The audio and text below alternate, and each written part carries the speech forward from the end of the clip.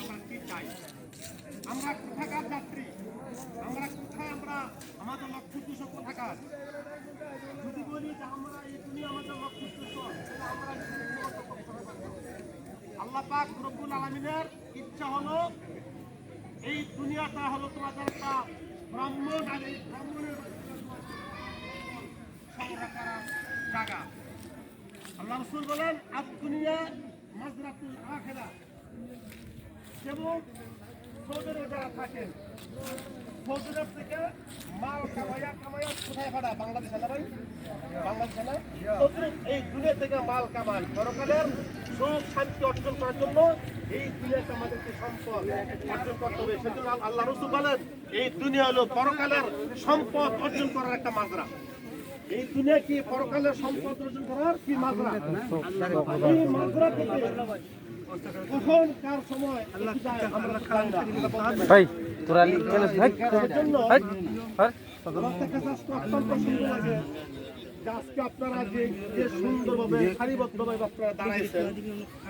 হুবহু আজকের এই দাঁড়ানোটা আকাশের যে ফেরেশতা তারা আজকে অত্যন্ত আনন্দ উল্লাসের মধ্যে আছে। কেন? যে আল্লাহর একজনটা তার রূহের মাগফিরাতের জন্য অনেক আল্লাহর বান্দা নবীর উম্মতগণ দাঁড়িয়েছেন। তারা সারিবদ্ধভাবে আকাশের ফেরেশতা পর্যন্ত আনন্দ উল্লাসের মধ্যে তারা ক্যামেরা নিয়ে উপস্থিত। বিরমান কাতিবিনা ইয়ালামুনা মা তাফালুন পর্যন্ত আছে। আবার বলেন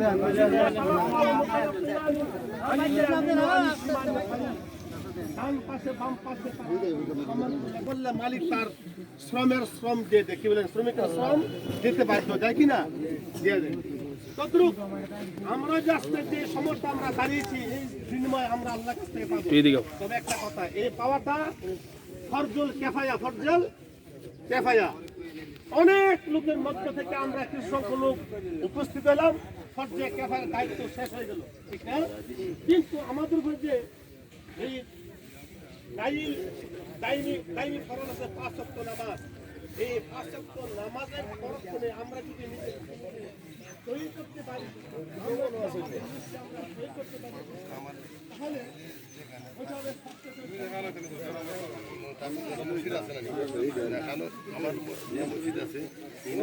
রেগুলার মানুষ যারা জায়গায়